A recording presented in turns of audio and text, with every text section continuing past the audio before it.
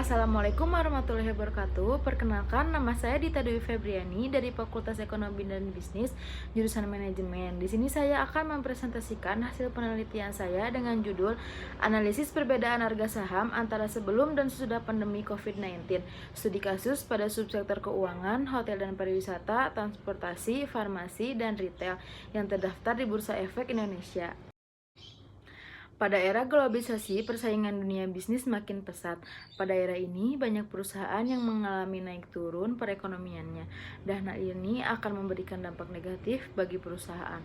Perusahaan yang tidak memiliki kesiapan tidak akan menghasilkan laba yang besar yang menjadikan perusahaan tidak optimal. Salah satu alternatif bagi perusahaan untuk dapat berkembang yaitu dengan mendapatkan dana tambahan melalui pasar modal. Pasar modal merupakan pasar tempat penjual belikannya instrumen keuangan jangka panjang antara penjual dan pembeli, baik itu individu, perusahaan maupun pemerintah.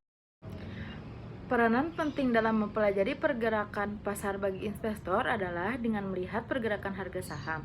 Sebelum membeli harga saham, sebagai penanam modal pada perusahaan, investor membutuhkan informasi akuntansi untuk mengurangi risiko investasi. Rumusan masalah yang saya bentuk, yang pertama, bagaimana perkembangan harga saham pada subsektor keuangan, hotel dan pariwisata, transportasi, farmasi, dan retail yang terdaftar di Bursa Efek Indonesia sebelum pandemi COVID-19.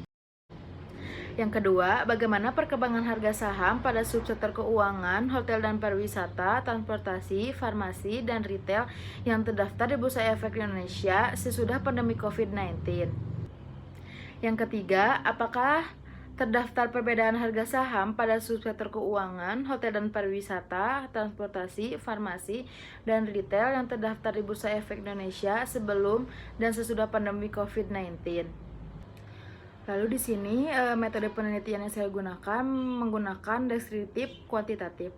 Jumlah sampel sebanyak 31 perusahaan, subsektor keuangan, hotel dan pariwisata, transportasi, farmasi, dan retail yang terdaftar di Bursa Efek Indonesia. Sumber data menggunakan data sekunder. Pengumpulan data diperoleh dari annual report perusahaan yang bersangkutan. Analisis data dilakukan secara deskriptif dan kuantitatif. Hasil penelitian yang saya teliti di sini, akhirnya saya menemukan hasil penelitian. Hasil penelitian di sini ada uji asumsi klasik. Berdasarkan hasil pengujian normalitas, diperoleh tingkat signifikan pada variabel penelitian sebesar 0,730 dan 0,921. Hasil tersebut membuktikan bahwa data yang dianalisis berdistribusi normal karena tingkat signifikan lebih besar dari 0,05.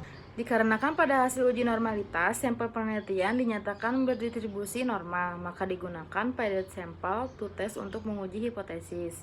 Uji hipotesis yang pertama, nilai SIG-to-TEL harga saham subsektor keuangan sebelum COVID dan sesudah COVID-19 yaitu 0,000, artinya nilai SIG lebih kecil dari 0,05, maka dapat dikatakan bahwa terdapat perbedaan signifikan harga saham subsektor keuangan sebelum dan sesudah COVID-19, artinya HO ditolak dan H1 diterima. Uji hipotesis 2, nilai SIG-to-TEL harga saham subsektor hotel dan pariwisata sebelum COVID-19 dan sesudah COVID-19 yaitu 0,000, artinya nilai SIG lebih kecil dari 0,05.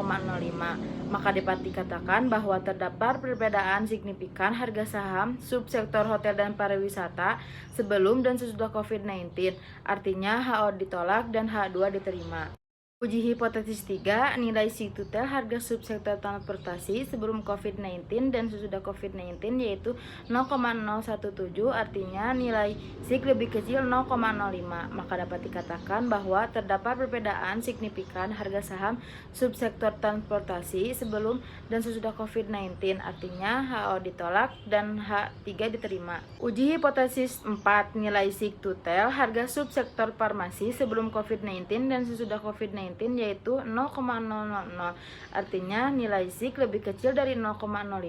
Maka dapat dikatakan bahwa terdaftar perbedaan signifikan harga saham subsektor farmasi sebelum dan sesudah COVID-19, artinya H0 ditolak dan H4 diterima. Yang terakhir ada uji hipotesis 5, nilai SIG-to-tail harga saham subsektor retail sebelum COVID-19 dan sesudah COVID-19 yaitu 0,000.